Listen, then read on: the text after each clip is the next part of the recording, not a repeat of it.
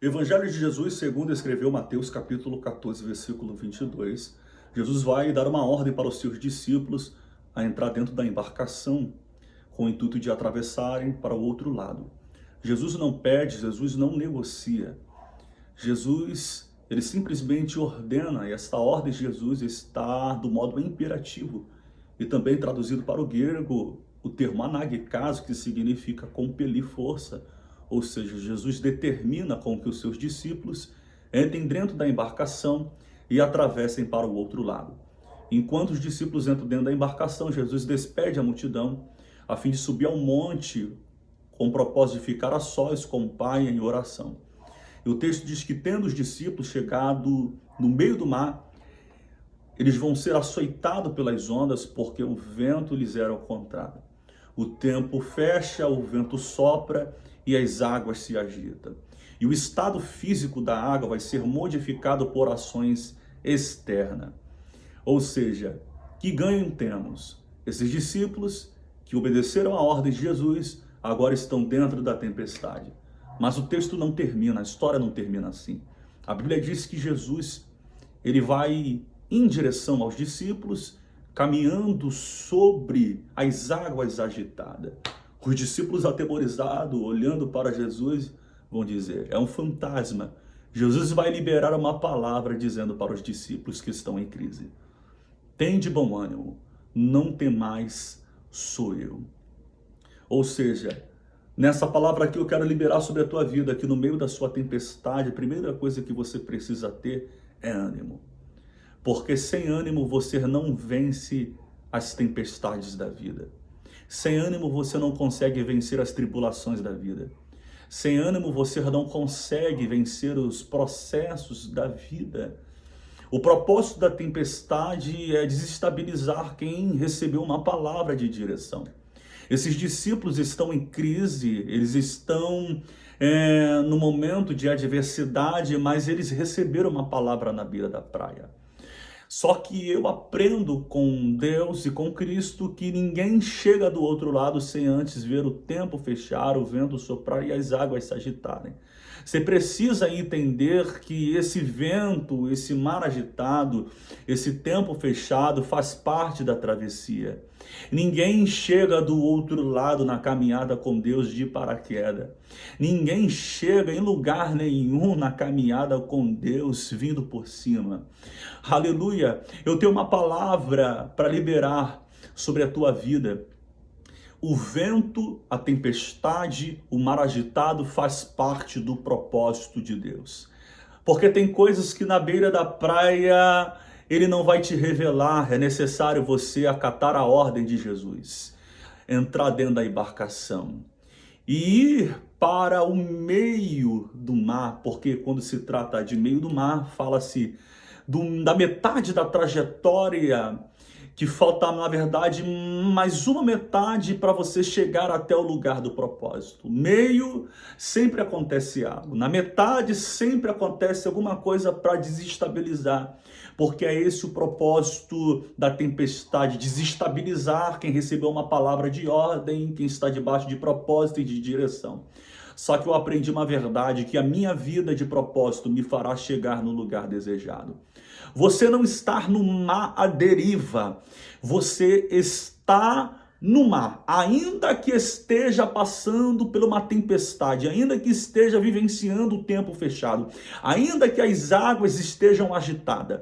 E o termo açoite aqui no original significa pancadas localizadas, pancadas no mesmo lugar. Ainda que você seja açoitado por essas ondas, ainda que você esteja recebendo pancadas no mesmo lugar, tem gente que vai me assistir aqui, que vai apertar o play nesse vídeo e que vai estar vivenciando diversas tempestades na vida. Tempestade no casamento, tempestade na vida financeira, é tempestade com o filho, é tempestade com o marido, é tempestade com a esposa, é tempestade com o vizinho, é tempestade em várias áreas da vida. Só que se você está debaixo de uma ordem, debaixo de uma palavra soberana, debaixo de uma promessa. Fique tranquilo, as tempestades ela não tem poder de virar o teu barco. Aleluia. Jesus, na quarta vigília da noite, aleluia, ele vai em direção aos discípulos. Quando a Bíblia ela expressa e dá a conotação na quarta vigília da noite, Jesus vai em direção aos seus discípulos. Jesus está dando um time, um tempo, aleluia, dele resolver o problema na vida dos discípulos, aleluia. E a Bíblia diz que os discípulos, vendo que era Jesus, Pedro vai responder: se és tu mesmo, manda-me ter contigo. E a Bíblia diz que Pedro, ousado, intrépido, vai em direção a Jesus, caminhando por sobre o mar. A Bíblia diz que Jesus vai dar uma ordem para Pedro: Pedro, vem, Pedro. Aleluia, vem. E Pedro vai viver uma experiência que ninguém na Bíblia, na história da Bíblia, viveu. Ele vai caminhar por cima das águas. Só que o texto diz, e é aqui que você precisa se atentar, que ele, olhando para a força do vento e com medo do mar agitado, ele vai afundar. Jesus vai olhar para Pedro e vai dizer: homem de pequena fé.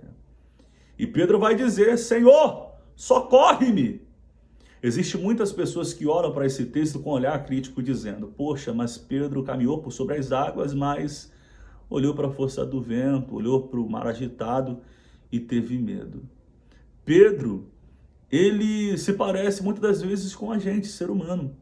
Muitas das vezes temos atitudes ousadas de Pedro, mas a gente olha para a força do vento, a gente olha para a força do mar agitado, para as águas agitadas, e a gente acaba afundando.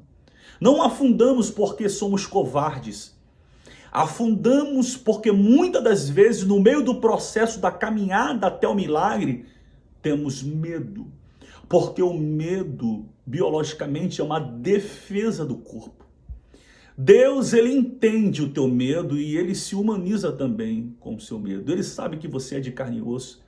Ele sabe que você tem poder suficiente para vencer essa turbulência, essa tempestade, mas muitas das vezes você acaba temendo. Não é por falta de fé, muitas das vezes é por medo, medo de dar errado. E o medo acaba te paralisando. Só que eu profetizo na tua vida que todo medo, toda resistência, tudo aquilo que te paralisa, Jesus, ele tem o poder de fazer. Aleluia, então não temas, não tenha medo. Isaías capítulo 41, versículo 9 diz: a quem te escolhi desde as extremidades da terra e te disse, tu és meu servo, e a ti te escolhi e não te rejeitei. Não temas porque eu sou contigo, não te assombres porque eu sou teu Deus. Eu te fortaleço com a destra da minha justiça. Envergonhados e confundidos serão todos aqueles que se indignarem contra ti, tornar-se-ão em nada, e como coisa de nenhum valor perecerão aqueles que contenderem contra ti. Então a palavra de Deus para a sua vida nesse dia é: não temas, independente das tempestades. Tem um texto em Isaías também, se não me fala a memória, Isaías capítulo 40, que diz assim: quando passares pelo fogo, a chama não arderá em ti. Quando passares pelas águas, elas não te submergirão. Aleluia. Então essa palavra que eu tenho para liberar sobre a tua vida, essa profecia que eu tenho para liberar sobre a tua vida: não temas, porque você não está no mar à deriva, você está debaixo de uma palavra que foi liberada por Cristo. E esta palavra, ela te garante. Quando Jesus ele dá uma ordem para os discípulos na beira da praia, quando ele ordena, Jesus está dizendo: fica tranquilo, entram dentro da embarcação, porque a travessia, quem está garantido sou eu. Então aquele que te deu a ordem, aquele que determinou, ele é poderoso para fazer com que você atravesse para o outro lado, independente da circunstância, independente da sua realidade, independente do diagnóstico, independente do prognóstico, independente do laudo processual, independente da tua situação. Deus não depende da tua realidade para realizar o milagre dele na tua vida. Ele não depende da tua realidade favorável para cumprir o propósito dele na tua vida. O teu problema, muitas das vezes, é que você serve a Deus com a sua matemática. Você serve a Deus com rascunho, calculadora. Você fala, vai ser assim, vai ser desse jeito, vai ser dessa forma, só que você precisa entender que fé é diferente de expectativa. Expectativa é quando existe porcentagem, probabilidade de algo acontecer. A fé não. A fé ela é antagônica à razão humana. É quando o médico diz acabou, não tem mais jeito. Aí Deus entra, aparece, se revela e diz: agora ficou bom. Agora eu vou aparecer. Porque no possível trabalho clínico geral, no possível trabalha o laringologista, no possível trabalha o médico e o cirurgião. Aleluia! Agora no impossível Deus diz: agora eu apareço. Agora eu me revelo. Agora eu vou aparecer e mostrar que eu sou na vida dele, na vida dela, que eu sou Deus Todo-Poderoso. Que Deus abençoe sua vida, em nome de Jesus. Compartilhe esse vídeo para que outras pessoas sejam abençoadas, alcançadas pelo poder da palavra de Deus. Amém.